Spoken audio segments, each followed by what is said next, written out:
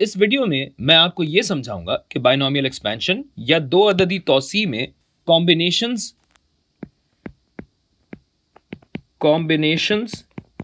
क्यों और किस तरह लागू होते हैं। फर्ज कीजिए हमें x प्लस वाई क्यूब की तौसी करनी है या इसे फैलाना है, यानी x प्लस वाई ज़रब x प्लस वाई ज़रब x प्लस वाई। इस वीडियो में ये तीन अलग अलग रंग मैं सिर्फ खूबसूरती के लिए नहीं लिख रहा, थोड़ा गौर कीजिएगा। तो चलिए इन्हें ज़रब देते हैं।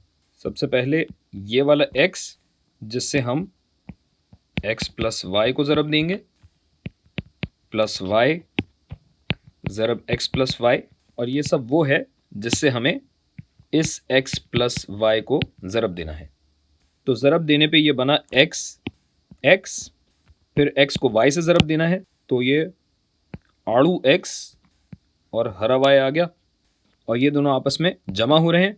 और इसी तरह फिर y को x से और फिर y को y से ज़रब देना है। तो मैं एक काम ये करता हूँ कि इस आड़ू रंग में मैंने एक दफ़ा ये y लिखा और दूसरी दफ़ा ये y लिखा, और हरा वाला x आएगा और हरा वाला y आएगा, जबकि ये जमा हो रहे होंगे।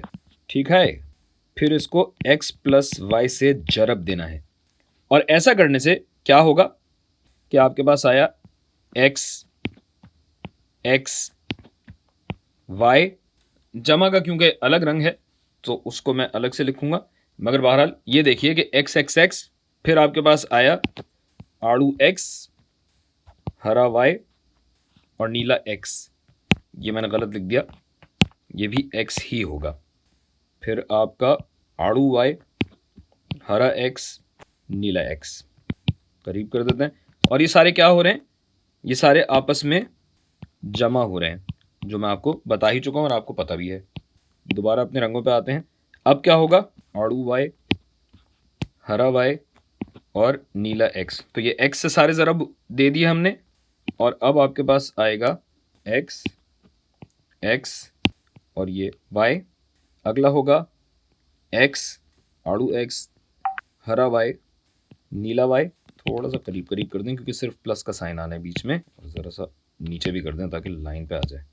अच्छा जी, सो हमने कर दिया एक्स वाई इंटू वाई।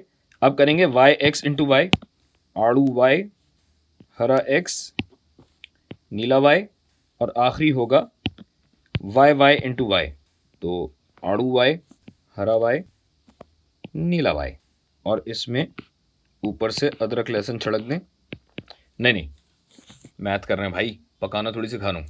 मैंने यहां पे किसी जुज़्व या किसी टुकड़े को सहल शक्ल में नहीं लिखा है, यानी पावर की शक्ल में नहीं लिखा है।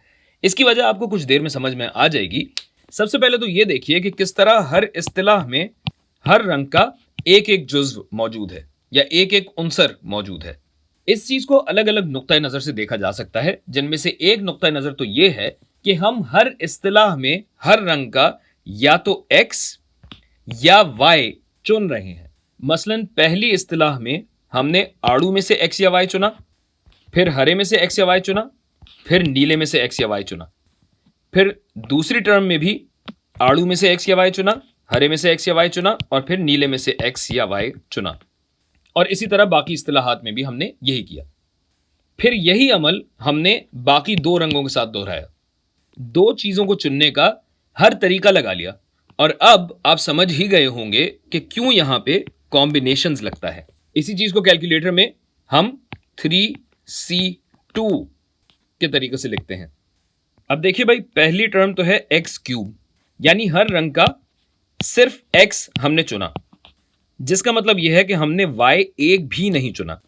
अब आते हैं दूसरी टर्म पे, जिसमें दो अदद x और एक y है।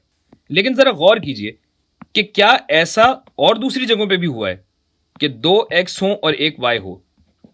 एक ये रहा, दूसरा ये, और तीसरा यहां हो रहा है, यानी ये बन जाएगा 3x²y। बायनॉमियल थ्योरम के तहत हम इसकी रियाजी तो जानते हैं कि 3c1 यानी इन तीनों में से एक तो y चूज किया जाए, मगर अब इसका मतलब समझिए, हमें इन तीनों में से एक x और एक y चुनना है। पहली टर्म में तो हमने तीनों रंगों का x लिया, जबकि दूसरी टर्म के लिए हमें 2 अदद x चाहिए, और ऐसा 3 तरह मुमकिन है। और जाहिर है 2 एक्सिस के साथ y एक ही आएगा ना, नहीं समझे? चलिए अब अगली टर्म की तरफ चलते हैं। ये हो गई, ये हो गई, जिसके साथ साथ ये भी हो गया और ये भी हो गया। तो अगली टर्म क्या बची? ये बची। x एक दफ़ा है जबकि y 2 दफ़ा है, और ऐसा भी 3 दफ़ा हो रहा है, यानी ये और ये और ये।